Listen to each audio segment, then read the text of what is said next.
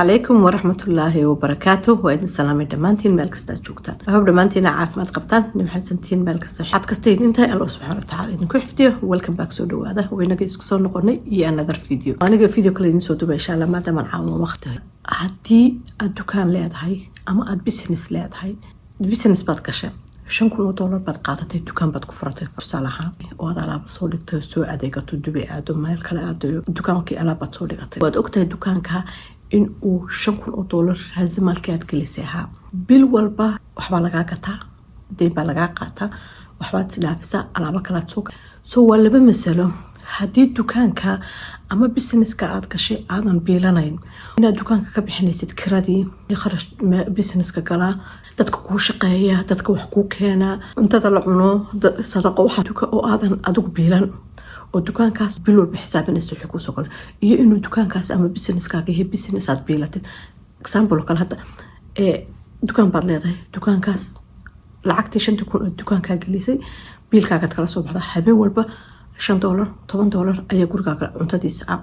soo taasoo kale waa biilka ama faa'iidadii ha noqoto ama raasamaalka ha noqoto soo labada markay tahay dukaanka hadii aanad kharash kale ka bixin oo aadan adigu biilano biilkaagu gaar ku yahay oo kan business ku yahay oo dukaanka kharashkiisa adeega dadka ku yimaada dadka wax ka gata dadka ku shaqeeya waxyaabaha kirada ka bixisay bil walba waa inaad xisaabisid wixii ku soo galay iyo wixii ka baxay adigu og raasamaalkaaga inuu wali ku jiro raasamaalkii alaabtii aad gatay maxaa ka soo baxay because waa faa'iidadii iyo raasamaalkii qayba taas waa mid hadii aad biilanaysid oo biil ku yahay gabadha waxay ku tiri dukaan baan leeyahay dukaanka gurigan ka biilanaa lacag kama hayo waxteen leega qaato marwalba siiro baan taagana hadii dukaankii aan waxba gelayn oo dukaankii wixii ka soo baxa amaad adiguna cunayso ka biilanaysid deyn la kaaga maqay waxba kuma koreen because faa'iidadii aday dib kugu noqotay hadaan markaa business badan oo kala camiran oo lacag ka soo galayso ahay mar walba marxaladda aad ku jirtid ayaan ku xisaabtamayna soo hadii bil walba even xataa hadaad biilanaysid ogow maxaa ka soo galay lacagta aad cunaysid oo dib kugu noqonayso oo reerka ka biilaysid ma raasamaalkii horaad galisayba ma faa'iida maalintii meeqa faa'iida ka soo gashay bishii meeqa faa'iida bil walba markay dhamaato inaad ogaatid wixii aad gatay iyo wax dukaanka ku jira sanadku markuu dhamaadana waa inaad samaysid xisaab xidh oo aad ogaatid inaad qasaartay inaad faa'iiday hadaad faa'iiday meeqad faa'iiday waxyaabaha ugu badan oo aynu sameeyno waxa weeye markaanu business sameeyno ama dib baynu ugu noqono oo faa'iidadii baynu cunaa ama maba ogin wixii inaga baxay wixii inaga galay shayga markaynu gadno waxaynu u maleynaynaa inay faa'iido tahay laakiin shaygii cabaayada aan maanta soo gaday hadii aan Sacuudiga kaga soo gaday $10 oo aan $20 ku gado waa inaan ogaado kharashkii soo galay qaaditaankii cashuurtii maxay tahay diyaaradii soo saaray ama cargo-gaan soo saaray waxa soo loo inaad ka goyso soo cabaayadaas $10 kaliya kuma fadhido waxay kugu fadhidaa wixii kale oo soo raacay maybe inay 13 14 kugu fadhido soo $6 $7 maybe inay faa'iido ku tahay soo inaynu taa ogaano laakiin $20 markay inay soo gasho inay normal la faa'iido kale cabaayada maalintii 10 baan ka soo bixi maanta laakiin 20 baan ku gaday no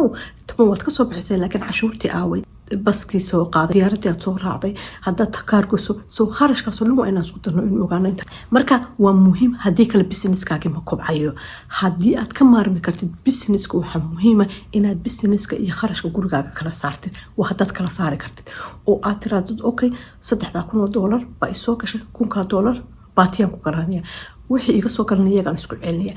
businessku wuxuu kobcaa marka wixii soo baxa aad isku celisid oo maalintii ugu horeysa dad $5 $10 ku bilowdid markuu 15 ku noqdo 15 aad sii wadid 20 ku noqdo 30 ku noqdo 40 ku noqdo laakiin maalin walba 5 ka soo hadhay hadaad cuntid ma ku kobcaayo ama hadii ma sha Allah markaas oo kale lacag badan ay ka soo galayso kale waa alxamdulillah aan ahayn sidoo kale hadii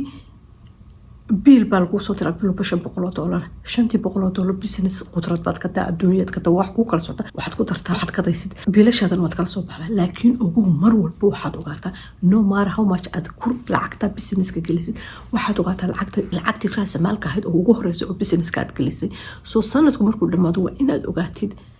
ma qasaaray ma faa'iiday meeqaan faa'iiday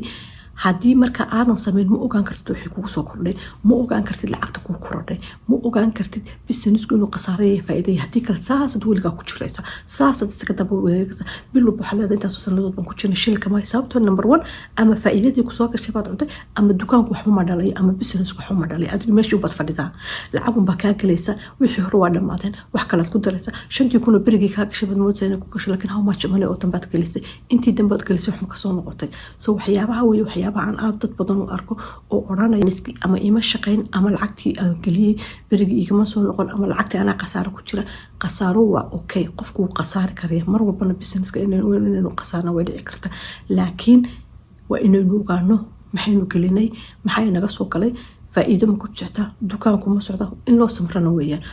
business markaad gashid haddaa awoodid sanadka ugu horeeya 2 sano ugu horeysa intuu ku kobcayo faa'iidadiisa ha cunin, isku celi isaga. sanadka ugu horeeya 2 sano ugu horeeya waa riski, waa 2 sanadood ugu horeeya ama sanadka ugu horeeya u baahan tahay inaad samartid, in aad adigu isdabartid, hana ku xisaabtami. sababtoo hadda shilin kastoo aad haysta aad businesska gelisid oo hadhowto businesska waxba kaaga soo bixi waayaan, adigana wax la-aan baa kugu dhacaysa. xoogaagii yaraa kaaga soo baxayna halkaasay kaa galaan, xoogaagii kasoo baxayna waad cuntay. so in order businesska uu baagoyo, kala saar biilashaada iyo businesska. so markaa businesska insha Allah bismillaah karim markaad gashid businesska ilaah baa barakeeyay, wuu fiican yahay, laakiin xisaabtan ogow meeqa ayaa kaa soo galaysa, ma kobcaya. haddaad aragtid inaad khasaaro ku jirto oo wixii 5 kun aad geliso kale ay hoosta u dhacday, isweydii xagee lacagtii aaday. haddii waxaan kuu leeyahay sida budgetka oo kale, haddaad bil walba xisaabsid lacagta kusoo gashay, lacagta kaa baxday, maxaad gaday, how much money aa kusoo gashay, waad ogaan kartaa inaad khasaartay inaad faa'iiday. laakiin haddaadan xisaab wajas budgetkii oo kale ma ogid. kambaniyada waaweyn wacaanka waxaa la ogyahay wixii ka baxay iyo wixii soo galay, yeerka xisaab xidh baa la sameeyaa. so haddii kambanigaas uu khasaaro, waa inaad dib ugu noqoto tirada maxaa khasaaruhu ka yimi, maxaa dhacay bil heblaayo September November December waxna lagama gadno minus baan lahayn. marka waa inaad go'aan gaadho tirada strategy-kaaga aad bedesho, tirada businesska maxaan ka bedelaa, maxaan ku soo daraa, maxaa khaldan. so insha Allah bismillaah karim qof kasta oo ku waanaya hadda awood inaad business gashid, laakiin u samir kalana saar inaad biilka faa'iidada kaa soo gashay intuu businesskaagu kobcaya sanad 2 sano inta ugu horeysa uu ku kobcaya inaanad faa'iidada cunin. gabdhaan aqaanaa dukaamale 10 sano iyo ka badan dukaamo lahaa, aan weli dukaankooda halkii taagay, weli 10kii cabaayadood iyo khamarada ay beriga ku bilaabeen haya lacagtooda kurcin, because ma xisaabtamaan, lacagta ka baxda ma oga, wixii soo gala waa cunaan, faa'iido iyo khasaare waxay ku jiraan ma oga. shaygu hadduu 5 sano u yaalo salka ma dhigan. Soomaalidu waxay tiraahdaa faa'iido raagtay khasaare soo degdega karoon. haddaa aragta shayga kan inaan lagaa gadanin, haddaan salka dhiga kaa baxo mid kale wax cusub aad keenaysaa. laakiin wixii berigii kuu yaalay, shaygii beriga $30 aad kusoo gadato, waxaad leedahay $30 buu igu fadhiyay 2 sano ka hor, weli halkiiba kuu yaala, faa'iido kuguma jirta, lacagtaadina way kaaga jirtaa. so iska gad, bedel, wax cusub keen, xaraash garay. haddaad jumlo ku bedel, wax kale bedel insha Allah bismillaah kana. so business meel kastaynu joogno wax kastaba ha noqotee ku bilow. haddaa awoodid gurigaaga haddaad joogtid baati gadayaa, yaanyo gadayaa, dukaan yar furatayaa, dhalin maasha Allah. qofku bini'aadmiga businesska ilaah baa barakeeyay, laakiin waxay u baahan tahay samir iyo waxay u baahan tahay inaad feejignaatid, ogaatid waxa kusoo gala, open minded aad ogaan kartid in wax kalena lagu khasaari karo lagana faa'iido karo. inta yaroo haysatid oo dhan meel ha geli haddaad ogtahay inaan bil kale kusoo galeen. so insha Allah bismillaah karin gabdhaha soo weydiinaya businessyada ku jira mar walba sida waa waxa anigu aan sameeyo, faa'iidada businesskan ku celiya si ay u badato aan hadhowna u ogaado. so insha Allah bismillaah karin businessyadu aad ayuu fiican yahay, waynu dhayalsanaa, laakiin waxay u baahan tahay samir iyo dhiiranaan. so insha Allah bismillaah karin haddaad business leedahay, ilaahay waxaan kaaga rajaynaya inuu ilaahay ku kobciyo, inuu ilaahay ku barakeeyo, maxaa kuu shaqeeya, maxay tahay waxyaabaha aad samaysid si inuu kala faa'iidaysano. haddii aadan dhiiranaan oo aadan meelaha qaybtood gelin, aad horumar ma gaadhaysid. so wax samay gad wax lagaa gadan karayo,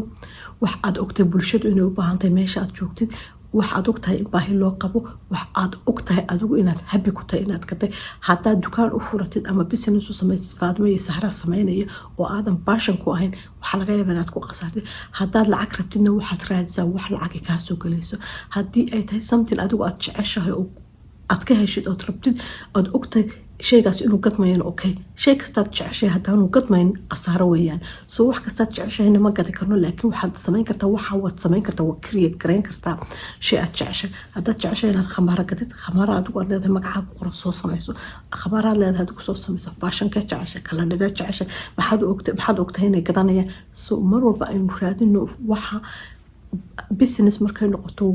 muhiimadu waxa weeye waxaan aynu gadayno wax loo baahan yahay ma yahay wax bulshada u baahan tahay wata wax ku farxad gelinaya aad u baahato ogtahay inay kaa soconayaan ma yihiin wax mise wax lacag soo saaraya ma yihiin so taasaa muhiima hana cabsan ku bilow wax yar insha allah bismillaah ku barakeynaya so insha allah bismillaah kale intaynu video kala kulmayna khayr ee darajani fadlan videoga like-teeno saara subscribe and share kale kusoo bir family-geena qaaliga ee YouTube. Assalaamu calaykum waraxmatullaahi wabarakaatuh.